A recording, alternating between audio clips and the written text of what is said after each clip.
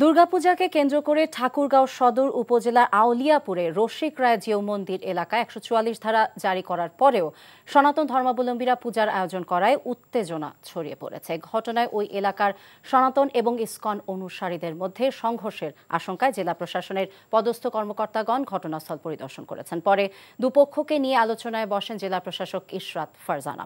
এ সময় police super Zahidul ইসলাম, UNO Belayet Hossain উপস্থিত ছিলেন। সভায় রসিক রায় জিউ মন্দির এলাকায় ১৪৪ ধারা জারি মেনে চলার আহ্বান জানানো হয় এবং সনাতন ধর্মাবলম্বী এবং ইসকন অনুসারীদের পার্শ্ববর্তী মাঠে পৃথকভাবে পূজা করার সিদ্ধান্ত দেওয়া হয়। টাকা চুরির জন্য যদি আমার গলায় জুতার মালা পরাইতে হয়, তাহলে আমার শালীর সাথে প্রতারণা করার জন্য তোর ফাঁসি হবে। দুলা ভাই, আপনার তো ঘর জামাই বইলা একটা পরিচয় আছে, আমার তো তাও নাই।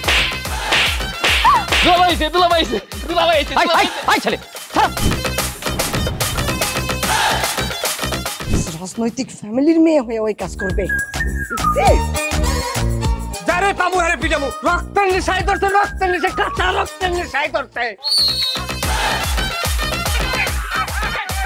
তোমার এই পলিটিক্স আমার বাম পকেটে থাকে। পাঁচদের বউরে ঝামেলা পাকাই। এই বেটাই, আমি তখন বিয়ে করিনি। দুইটার আমি গুলি করে মারু। মাসুদরা কোনোদিন ভালো হয় না। আপনার পোশাক দেখে কিন্তু আপনার তালুকদার বংশের লোক মনে হয় না আব্বা, আপনার মনে হয় যে আপনি ফকির বংশের লোক।